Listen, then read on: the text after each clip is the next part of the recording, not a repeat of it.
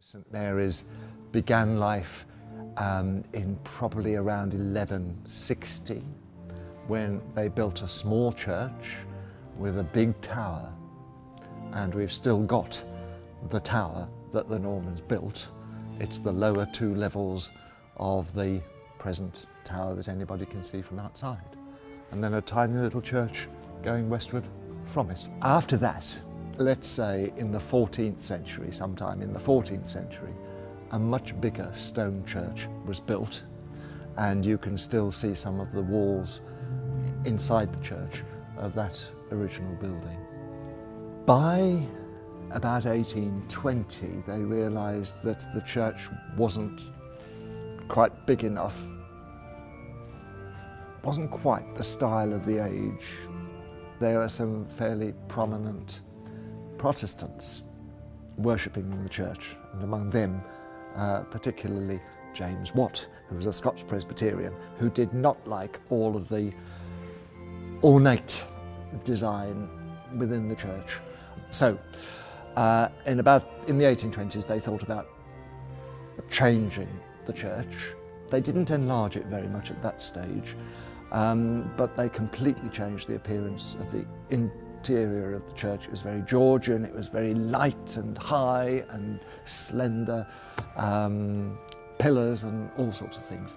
I don't think they did a very good job in the 1820s, and they had to rebuild it and enlarge it in the 1880s, and that's what you see now. Basically a very large Victorian church full of pews and full of history, with quite a lot of notable people buried largely under the church, because we only had a very small churchyard.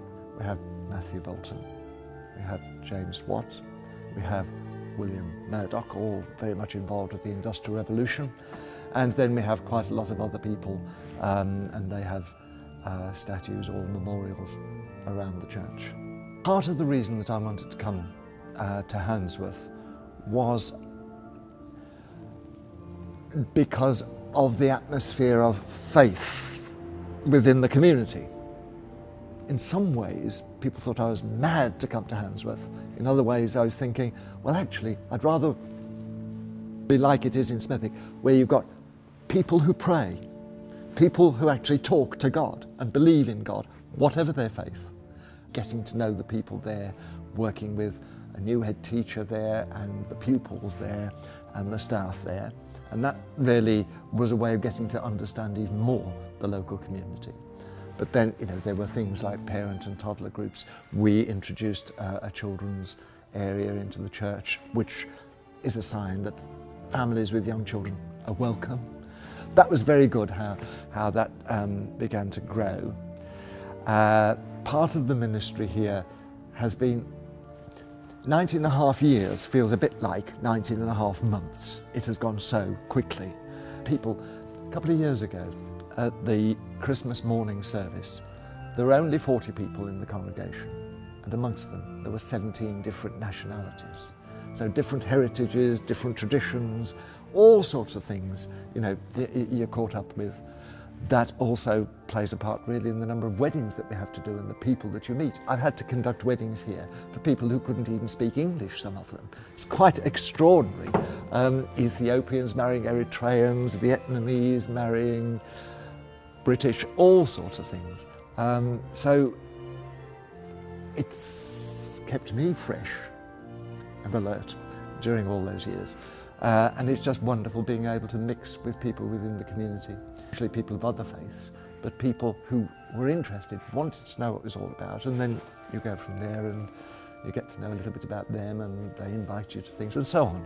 So it's been a very exciting and stimulating ministry, which has perhaps stopped me feeling stale. And I'm hoping that, although I'm leaving now, that sort of ministry is going to continue, and that openness to the community, because we can have television camera crews come from China to film the place and some of the industrial revolutionary people who are buried here. we have people from all over the world come to visit these particular monuments. But unfortunately, you know, it's the people who live within the mile or two that adjacent to the church that haven't really heard very much about their historical heritage. And I'm hoping that, you know, as time goes on, and part of the whole business of legacy will promote a better understanding, a better awareness of the heritage that is embedded here in Handsworth, and which, in places like, well, I'm going to say, you know, like St Mary's School, but many another school, that diverse culture and heritage that now exists within the community is being celebrated and is welcomed, certainly, by the church and embraced by the church. And we need to consider how, together, we can look at what is here, what people bring with them, and how we can bring it together, because in the best of our schools we are actually modelling and certainly helping develop the community of the next generation, and making such a difference to how it has been for the past 50 years, how it has been emerging and all the rest. But in the best schools now, you know, this is something that we can really celebrate and bear in mind that responsibility of all the heritages that we bring together. And it's all important that so important that we all listen to one another and appreciate one another and try to bring the best of all that we have together to make good community in the present and model it for the future.